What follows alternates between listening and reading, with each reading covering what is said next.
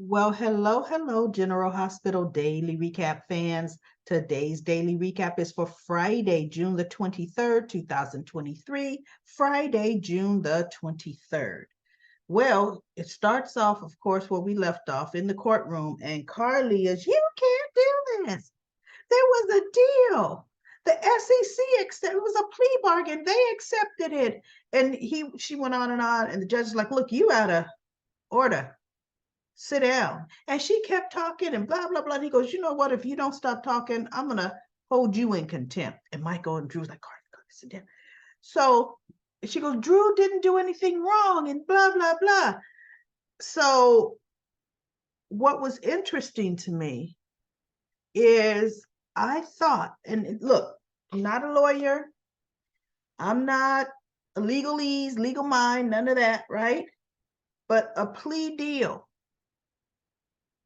once it's agreed upon by the prosecution, and I could have swore a judge looked at it way before everything gets signed off. The court is just a formality, right? Seriously, how are we going to say I signed a plea deal, an agreed upon plea deal, and I go into court and the parameters of that deal are off the table? Then no deal, right? Then I'm not pleading guilty. Then now we got to go out for a lengthy trial, and I'm going to take my chances, right? And by the way, I'm going to have my attorney petition for a different judge, right? I was like, okay, wait, something don't seem right, because how could you? That's just like, look, you know how they offer a plea deal for defendants to snitch on somebody else? And they say, okay, if you give us blah, blah, blah, we're going to give you immunity, or we're going to give you X, Y, Z. Everything is signed off on the deal. Like Drew's supposed to be paying a hefty fine. You know, everything is signed off. Then you get in court and the judge says, oh, yeah, you did give us all that information on X, Y, Z. Thank you very much. But guess what? I'm not giving you immunity. And guess what? You're going to do some jail time too. That's really not how the plea deals work. Or I didn't think they work that way, right? So he ends up giving Drew, because first he's like, he's leaving right now, going over to Pentonville. And I said, no, somebody's pulling this man's strings, right? And then he ended up giving him 7 days to put his affairs in order. And I thought, okay, you know what? A lot can happen in soap opera land, 7 days. A lot can happen, right? Meaning Carly could come in and confess. But here's the deal. They know Carly bought the stock. It's not that Carly has to come in and confess. Seriously, they already know. Drew talked to her. She acted, right? So it's not that Carly is more guilty than Drew because she acted on the information. Drew shouldn't have told her the information. But get this, Drew and Michael did not have that wannabe merger of Aurora and ELQ. It was not a secret. Ned knew about it, wanting to merge the companies. That's when he then sided with Valentine. Olivia knew about it because he was torn whether he was going to side with Valentine or Michael and Drew with ELQ. Valentine knew about it. Okay. It's like everybody and their mama knew about it. Michael even talked to Carly about it. But see, Carly's trying to protect her son because he even told her mom, don't get involved. Drew and I have this. Drew's like, Carly, stay out of this. We're good. Right? But it was Carly who acted on it. So she, to me, carries a heavier weight She acted on information she got from Drew and Michael. But see, here we go. Michael doesn't own a stake in Aurora, but Michael is a shareholder in ELQ, and so is Drew, right? They both are. And then in comment corner, I saw some comments talking about the chain of command in ELQ.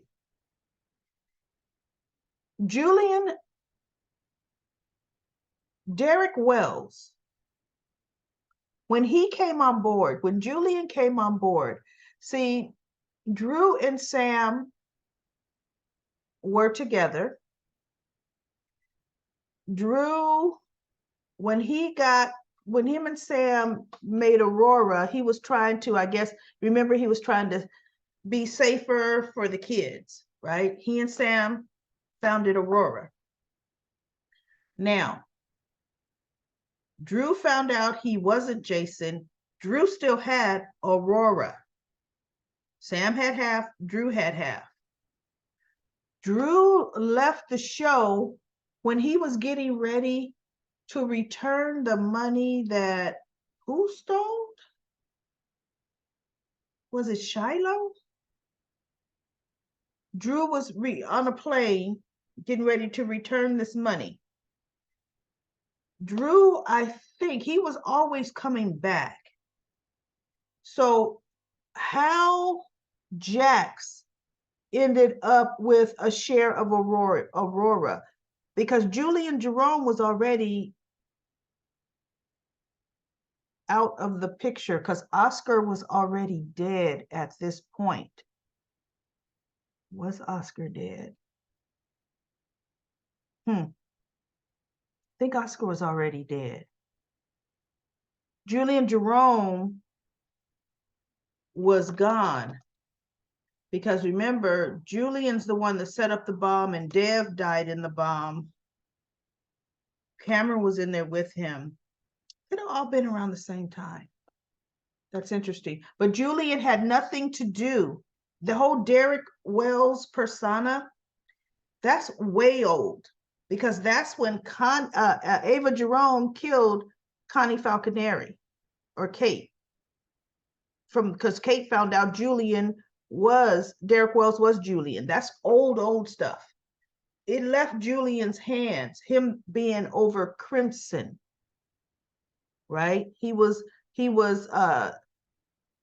bought Crimson. Kate it was a hot mess. I don't know that whole storyline, and that's here and there. Either way, Sam's half that Scout had is what Michael was running. Drew's half, who got Drew? Did Jax buy Drew's half? And somehow, because Jax ended up becoming Nina's boss. Michael dealt with the Scout end of Aurora, which was not the Crimson end. Jax dealt with that and Nina. Now, when Jax left the show, I don't know that they ever discussed what happened to Jax's half interest in Aurora. I don't think they did. Honestly, when Jax left the show, they never spoke of him again, really. Next thing we know, Curtis and Portia's buying Jax's house. I mean, and actually, Brooklyn and Chase were staying in that house when they were taking care of the baby. When they were taking care, Maxie's baby. Then Curtis and Portia bought it after Brooklyn left the house. So somehow when Drew came back this time, after Jason rescued him and Jason died, he came back because Jason died. Him and Jax didn't want to get vaccinated. They were both gone at the same time. Drew comes back, stepping into Aurora, but Michael was still there. Drew and Michael were working together. Somehow Drew stepped back into Jax's half. I don't know if maybe they mentioned Jax sold him back his half, possibly, right? He bought it back from Jax. So Drew has half of Aurora. Michael has half of Aurora. But Michael's not an owner. Michael's just running. Sam is the other half owner. she wants to leave it to Scout. So anyway, the insider trading came from Carly acting on it. Well, from Drew and Michael talking about it openly, but I kind of think she was eavesdropping a lot on their conversation. They didn't say, hey, Carly, come here, Mom, let me tell you what we're doing. I think she stumbled upon a lot of that. And says, oh, I can help. And they're like, no, whoa, no, we got this. Right? And she decides, oh, I'm gonna go buy some stuff. Ooh. That was Carly. So now that you hear somebody's being your boyfriend, now nobody said the L word yet to each other, but this is your boyfriend. He was going to take 6 months for you, right? He was throwing himself on the sword for 6 months. Now that you hear this judge is giving him 3 years for something you acted on, I don't know. Shouldn't you now come in and say, hey, he told me not to act on it, and I did, right? But then they're still holding the heaviest weight on Drew because he should have never been discussing the merger. Even though, isn't it funny, everybody? Don't we hear when Taco Bell is buying out KFC before they bought it out? I mean, really? Don't we hear companies are buying out other companies or merging with other companies? I could swear a lot of that stuff we hear about before it actually happens. But anyway, whatever. They're just throwing this up in the air. But it's just so interesting to me that Drew now that he's taken this huge hit for what Carly did. If I cared about him so much, I wouldn't let him do that. Now, I would be calling Diane saying, okay, wait a minute. What kind of deal would the FCC give me falling on my sword? But they feel Drew was bigger fish. So I think we already have the answer to that. They've always felt Drew was bigger fish since Sonny was off the table. But if Carly comes to them and says, hey, I could give you Sonny Corinthos, Drew would be off the table, wouldn't he? Drew's off the table. Sonny could give her the information that he was going to give her that he knows he could beat. And now everything is good. Because my thing is this. We're talking parent to parent. What makes Drew so expendable in Scout's life for 3 years? What makes him more expendable than Carly? Being out of Donna's life for 3 years. A parent's parent, right? Sonny loves Donna. He would keep her safe. Yeah, she'd be under crazy Nina. Good God, who knows what Nina might do to her. But look, Nina and Sonny won't be together that long anyway. We already know that. We know that's not going to last. So it's interesting. I did, I don't do spoilers, but I did get an email because I get emails, and that Sam is getting ready to go on the warpath. She's like, oh no, my daughter's father is just as important as Donna's mother. Just as important. And I hear she's going to be fighting for Drew.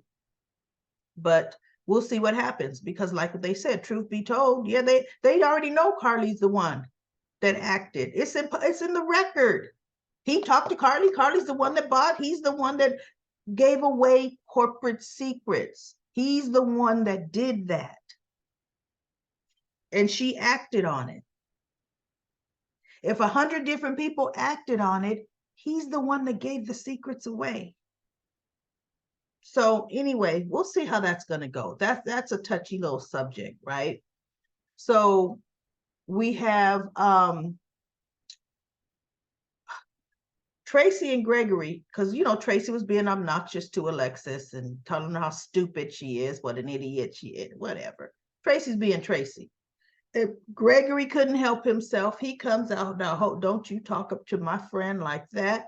You berated my son, and now you over here berating my friend.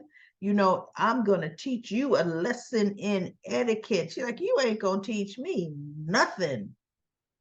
You know, at the end of it, she's like, better yet, let me tell you something. If you are, you know what's best for you, and you are smart as your son, and I do mean the other son, Finn,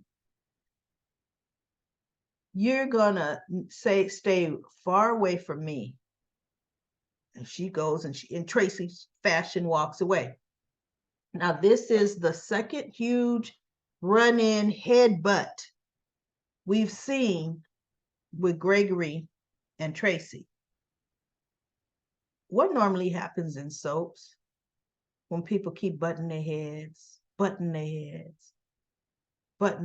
they're getting ready to make them a couple, right? Because remember, Alexis and Gregory were kind of snipey to each other. You know, and now they're friends. But I'm sorry, everybody, isn't Gregory really, really sick? He look, with the confrontation with Tracy, he should have been ready to pass out, right? Because he was falling out all the time, which was causing Alexis to have alarm and concern. So Alexis ended up telling him when Tracy walks away, listen, I've been battling Tracy and dealing with her for years, decades. I can handle myself with her. I don't need you to fight my battles for me, right? Thank you, but I got this. You don't even need this stress, Gregory, with what's going on with you. So then we have, this was interesting to me. Let me see. I have Eddie Main is Ned going berserko, yelling at Deanna, telling her she better get him out of there, and she accidentally called him, you know, Mr. Quartermain. My name, how many times do I have to tell you? It's Eddie Main. And she should have said, Main is short for Quartermain, right? Okay. But anyway, so she's like, he goes, you're gonna let me out of here, and you're gonna, so she goes, okay, all right. She's pulling out this syringe from her pocket. You're right. Okay. She gets close to him, takes that top off, and injects him. Because what are you? Well, guess what, folks? It wasn't good enough. Because Brooklyn comes in with Chase, and she goes, oh, daddy's out. She goes, oh, I had to give him a sedative. He was getting hostile, you know. And so Tracy's talking, not Tracy, Brooklyn is talking to Ned, you know, as his eyes are closed. Tracy comes in, and she's saying something about daddy, blah, blah, blah. And he grabs her wrist and opens his eyes and looks at her and says, you better get me out of here. And actually, Tracy's not in yet. And she's like, daddy. He goes, look, from what everybody's telling me about this Ned, who would want the ulcers from corporate life, the headaches? I want a one-way ticket to Vegas, and I don't want no part of that life. And he goes, and something tells me you identify with what I'm saying. And he's squeezing her arm, and she's trying to get away. So Chase goes around and he steps in, and he goes, listen, you're going to have to let Brooklyn go. Take your hands off of her, or I'm going to have to intervene. And he looks up at Chase, and he lets her go. She takes her hand away, right? So Tracy comes in, because Tracy's like, look, he needs a stiff talking to. She's telling this to Kevin, because Kevin Collins comes in and gives his babble. His whole thing is Ned is going to this alter ego because he wants to escape his life, you know. And then they're talking about, so now Olivia's, if I would have said I believed him earlier, if I would have, could have, would have. Olivia, for one, I can understand what Kevin said. That could be true. if Ned wasn't a quartermain, Ned was not bothered with being, well, I'm not saying not bothered. He didn't like he was being falsely accused, but it wasn't causing him to lose any sleep because Ned said, she's guilty. They did it. But no, I didn't turn them in. Ned wasn't at his wit's end behind it. Seriously, he wasn't. He just said, I'm going to clear my name. Not enough to, he knows he's the only one running ELQ. He would not walk away from that to play rock star. Because see, now Valentine is back in the mix and can take over. Why they haven't taken over from Valentine, I don't know. Or simply ask them, do you want it anymore? Because you're gone long enough. Every 2 months, you out of here. Right? So I'm not buying Kevin's version of what could be happening. I'm just thinking a bump on the head. This is what he reverted to. Nobody's giving that man a mirror because once he looks in the mirror, he's going to say, who's that old man? Who? Look, I said, give me a mirror. I didn't say, give me a picture of Eddie Main's daddy. You know, and it'd be no, pinch yourself. That's you, old man. You're not Eddie Main. Now try to go to Vegas and get a gig. But anyway, so Brooklyn, Chase, Tracy leave the room. They're talking.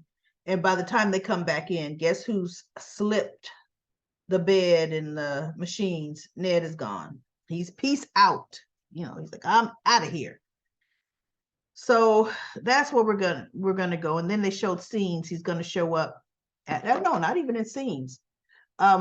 We're at Curtis's place and his club. Nina's out with Sonny and they're talking, and Dex and Jocelyn come up and Dex tells them, looks like we have both had the same idea. And so Jocelyn says, have you heard what's going on? Any word on, you know, Drew's hearing? And Sonny says, I haven't heard anything yet. And in my mind, I'm thinking, who would hear first? Wouldn't Jocelyn be the first one to hear? If Carly's going to give an update, she's going to update her daughter before she updates Sonny, right? Jocelyn, why would Sonny know?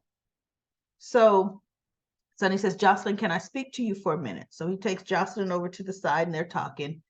And Nina says, Dex, you know, come sit down.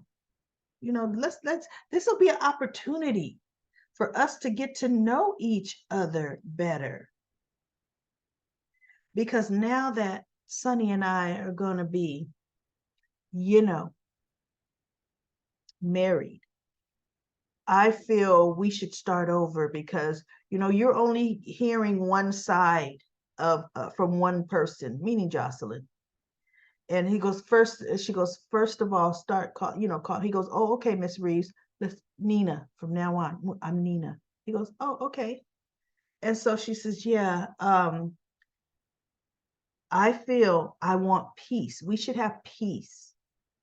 So I want you to talk to Jocelyn to convince her that we should have peace.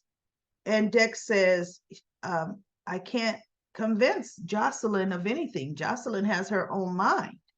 And so she says, well, you know, I know Sonny is you have Sonny's best interest at heart.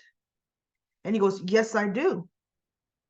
Well, it's in Sonny's best interest. Oh, Nina's speaking now for Sonny, for there to be peace. So I trust that, you know, you will work into Sonny's best interest. She goes, and, you know, because like I said, no. So then he goes, well, I absolutely have Mr. Corinthos's best interest, period. His best interest, his safety, that is my main concern. But I also have Jocelyn's best interest at heart. At heart as well. And Nina looked at him and said, and that should also extend to Sonny's wife, right? You see this thing right here? To Sonny's wife. And she looks at him like a mob queen.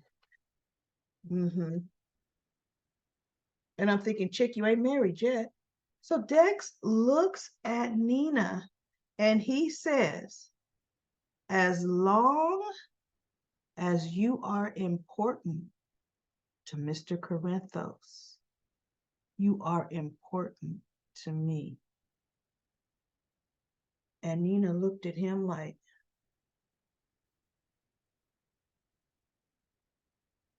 wait, are you insinuating that if I'm not important to Sonny anymore, I'm not important to you? Yeah, chick. Yeah. You could be wife or not. You get a divorce. Guess who my loyalty is going to lie to? Mr. Corinthos, not to an ex-wife. So Nina kind of sat back and kind of smirked herself. Like, you know how Nina gets those squinty eyes like, yeah, I'm getting ready to make some trouble for you. And Dex kind of just looked at her like, ma'am. Because he didn't say it snarky, smarky, nasty. He was matter of fact. In your face, Miss married to Sonny. So let's talk. This is what I want you to do. Oh no, I don't take orders from you, Nina. I never will. So that was interesting. Then Michael comes in and he says, Josh says, how did it go? What happened to Drew's arraignment or hearing? And he goes, it didn't go well.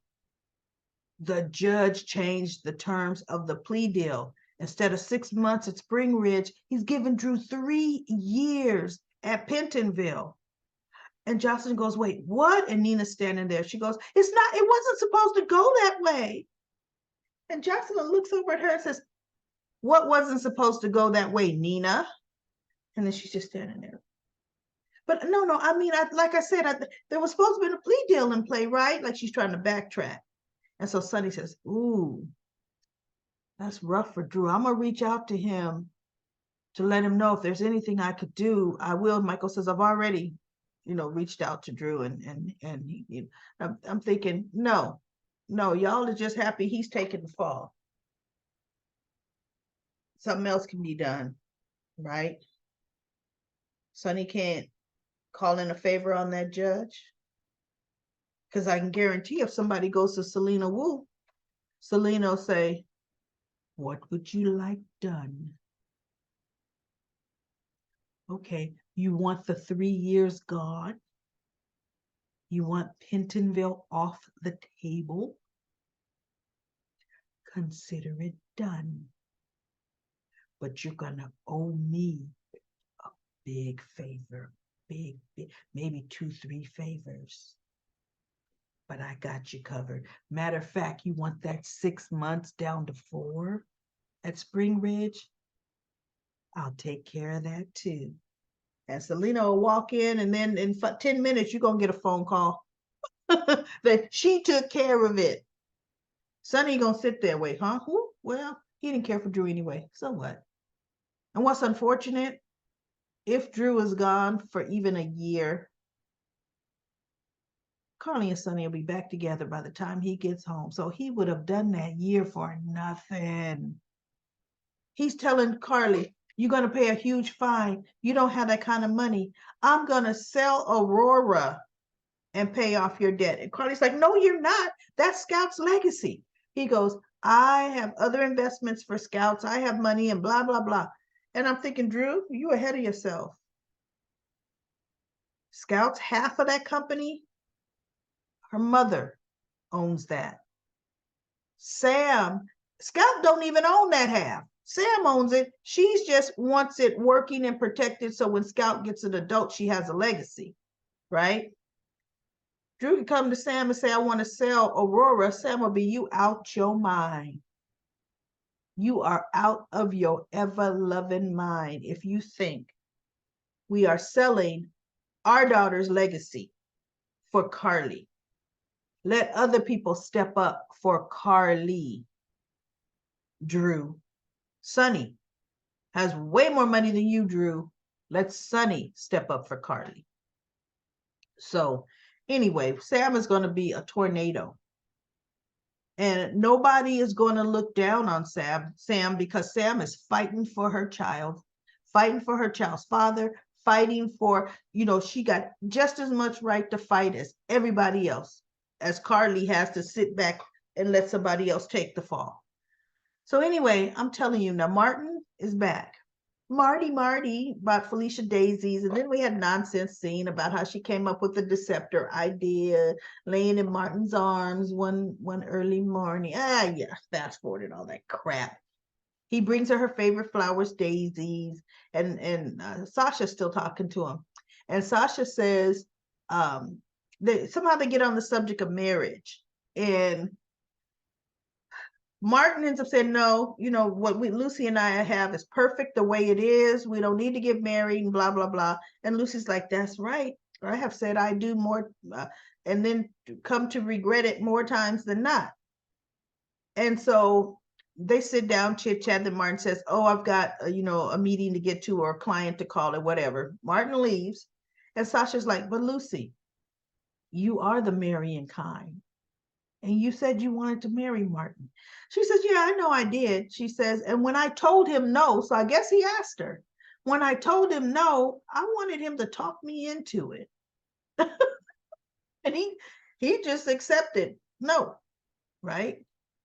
So she goes, I'll get him. Don't worry. He'll come. He'll do it. He'll come around. And so Sasha's just looking at Lucy. Now Martin is up on the pool, laying next to the edge, of course, on a towel. Now, old man, why are you laying on the ground next to on a towel? We all know. Let me tell you something. He and I are about the same age. I'm in my 60s, so is he. He may be a smidgen older than me, but a smidgen, right? I don't want to be on the ground. For one thing, getting down there is getting to be hard enough, everybody, right? But mind you, I'm going to be laying flat on concrete. You know what that does to your back? Oh, no. You see that chair that's behind him? That's as low as I'm going to go. Sitting on one of them chairs, right? That's it. So anyway, he gets a text message and it says number 3 and yelling at him about being late, blah, blah, blah. And then he had got a text before from number 2, this and the other. So I'm trying to figure out what is going on. And he's laying on the ground saying there's nothing worse about number 2 being in the pool. But number 3, and he fumbles his phone falls into the pool. He's trying to reach for the phone. He falls in the pool now. Now, Martin didn't bump his head, but I wish he would have, because then he would have bumped his head and forgot Nina was supposed to be a secret, right? He go and tell everything. So Martin has always had money. He has, I think, 4 ex-wives, 3 or 4, thinking 4. And remember, that's how Anna was able to blackmail him. And she was going to give all his ex-wives some information on it, right? Because Martin had money. I forget where did Martin get that money from, that he's paying for his mother's care. And he's not paying the ex-wives. So that's the ex-wives saying, you're late. Where's our money? You're behind. They are like too through with Marty. So Marty's going to have to make Nina pay, because Nina's rich. Look, chick. We need a heftier retainer here. And Valentine too. He's got some clients that could pay. So look, what I was thinking is the MetroCourt pool this summer People gonna be having accidents in that pool. People gonna be just falling in that pool that didn't mean to. I think it's an accident year for the Metro Court. Stay away from that pool next to the edge because you going in, buddy. Whether you going in with a bump and start bleeding or you just accidentally going in. So that's it. Let's go to Comment Corner. Comment Corner got quite a few comments here. Let me breeze through them. Cindy says, this is standard soap fare. Drew hardly saw Scout since he returned from Greece. Now he and Sam are acting like it would be terrible for all of them if he's going away. Scout has been used to not having him around. He's used to not spending time with her. What's everybody upset about? And Linda says, I think Ned is faking his amnesia because he went looking for Nina. Man, this is going to be good. Yeah, he did. When Nina left, when Michael told that news, she left and was talking to Ava. Ava, oh, I kind of feel guilty for him. And it showed Eddie Main coming into the Savoy. So we shall see what he says to her. And I think in the scenes he was saying, just the person I was looking for. So let's see what this means. It's not going to mean what we thought. Otherwise, they wouldn't have put it in the scenes. Bonnie says Spinelli or Sam can help Sprina determine if the evidence in the safety deposit box is fake. Bonnie says spineless or Sam, you mean Spinelli. Oh, I think we said that. She cleared it up and said Spinelli. And then we have Dominique says, why did you say that Drew did not commit insider trading? He did. The law holds the insider Drew just as culpable as the trader Carly, who acted upon the knowledge of the insider. It should have never been divulged. It doesn't matter that Drew told her not to buy the shares. Thank you, Dominic, but I don't know. I know Martha Stewart went to jail. Did the person that she heard the tip from, did they go to jail too? I don't know, y'all. I don't know. Did anybody hear about that? But you're probably right, Dominique. Gwendolyn says, is Martin, no, Martin's not a bigamist. Martin has been divorced, like I said, 3, possibly 4 times. Because she says, why are these women sending him money and threats? Well, they're not sending him money. They're threatening him that the deposit hasn't been made, or it ain't enough. Sabrina says, hello, Daily Recap Lady. Great recap. I agree with you regarding Drew. It smells of Miss Wu. But I think that is how Drew may get out of it. I think if the judge is found out, the case will be thrown out. That should take maybe 6 months. So it would be just enough time for Drew to finish his Hallmark movie. Besides that, it has to be someone for Cyrus to connect with in Pittenville. But the actor is currently on another show. There's no way Drew is going to be gone for that long a time. I'm also side-eyeing Zeke. It's something about him I don't like. I don't like Zeke either. And then I'm going to say I'm just going to leave it at that. Says Spinelli or Cody should have been wearing a wire. I know, why weren't they? Cody should have went to Sonny. Now, because bottom line, Spinelli and Cody, they weren't shirtless. They could have definitely been wearing a wire versus having this long range wire that Sam was supposed to have pointed that direction. Come on now, that was sloppy, and Spinelli knows better than that. Sam too.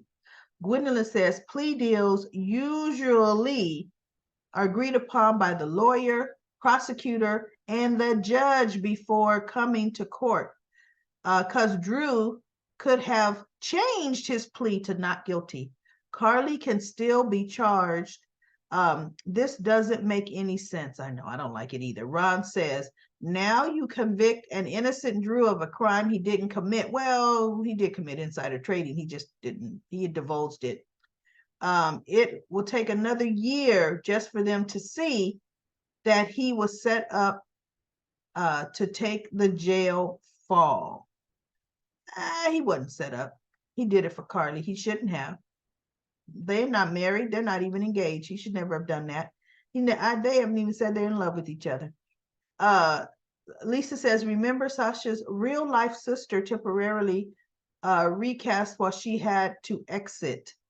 That may happen again. I do not remember anybody else playing Sasha. When did she have to leave before? And is her real life sister, is she a twin? I don't remember someone else playing Sasha. And then Donkey says, doesn't Sasha check her account? Just keep putting money in it. And Lisa says, thank you for the recap. Great job. It is always a smile to listen to your show. Well, thank you so much, Lisa. Lisa also says, I think I remember after Drew found out he was Drew, not Jason, that he gave Newman Media the company and called Derek Wells Media, and he and Sam named it Aurora. No, him and Sam bought it. And I kind of think he may have been Jason when he bought it, trying to convince Sam he would leave that dangerous life for her and the kids, right? Lisa says, I think hello there meant the judge having the last name Kim. Maybe Miss Wu knows this judge and he works for her. She might have him in his back pocket. Hello there says, thank you. I meant potential Asian Quarter connection. Yeah, because she has judges in her pocket. Like Sonny allegedly has some, right? Okay. Lisa says that judge has no business giving Drew 3 years. I guess if Miss Wu told him to give him a stronger sentence. And then Lisa says, why would Miss Wu be involved in what's happening with Drew? I don't get that either, Lisa. Drew is not working for Sonny. The judge felt the deal was too soft. A federal crime was committed, but a plea deal had already been settled on. So I don't get that, Lisa. Lisa also says, Christina is a hyper loud sister. I love how Selena tells Gladys what she is going to say. That's true. I love it too. Miss Wu comes in and Spinelli looks like a cat that ate a canary. And then Lisa says, another super fantastic daily recap lady. The walls are closing in on Gladys. Miss Know-It-All. Good thing Miss Wu came back. I like it that Selena's back. And Benelda says, I wish you did one Life to Live. You're delightful. Benelda, and I'm hoping I'm pronouncing your name right. Well, One Life to Live been off for years. I mean, goodness. Before I did One Life to Live, I would definitely be doing All My Children. That was my soap. I would watch One Life to Live occasionally. You know, unless they had to have a good storyline going on for me to watch One Life to Live. It was just too slow for me. It really, really was. Sometime if I was home and I'm doing All My Children, then I would watch One Life to Live and then into General Hospital, but mainly One Life to Live was not on the radar, hot and heavy.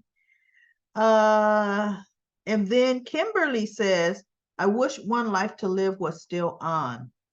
Michelle says, there's a saying, they are saying Tracy is Pipeman. She is the one that made sure there was a new judge who doesn't like Navy SEALs. that's a big conspiracy theory. That's why he's going to Pittenville, because the judge thinks he's dangerous. Everybody knows Drew ain't dangerous. Little does the judge know that Drew is tortured by Victor Cassadine. This judge was hired by Tracy. Tracy has gotten involved in shady deals since the first time she was in Port Charles. Well, Tracy grew up in Port Charles, so she wasn't always in shady deals. She was in corporate deals. She was just a brat, always crying to her daddy. You can't trust Tracy. Tracy kind of got shady when she hooked up with Luke. Then she started living a little wild and loose. Look at what she did to Drew, and Drew's her nephew. Some aunt she turned out to be. She also could be the person who went to the SEC, not just Nina. Wouldn't put it past her. She's maybe dangerous because she's trying to get rid of Sonny too. No, I do not absolutely feel Tracy is Pikeman. Tracy will do some things. She comes in and out, but she's never been in the mob life. She may have done some shady things with Luke, but she never was in the mob life. And she would never get into a mob war with Sonny Corinthos. She just would not. See, Tracy's shadiness that she's doing, look, she's not Pikeman. Pikeman would not be sending Brooklyn in to give company secrets on deception, right? That's up Tracy's alley, is trying to raid companies. That's the background she comes from, not a pikeman. We got military grade bombs that can level cities. That is not Tracy Quartermain at all. That's not it. So everybody listen, let's see what's going to happen next week. We will be back for another week of General Hospital. Let's see what happens with Drew. Let's see what's going on. Willow should be coming home from the hospital next week. Good, good. And we'll see. And I'm not really that interested in Ned's storyline, but it's okay. Hopefully they make it entertaining. And look, we already know Nina's not getting busted next week, but we'll see what she gets into. So I'll be back next week for General Hospital's daily recaps.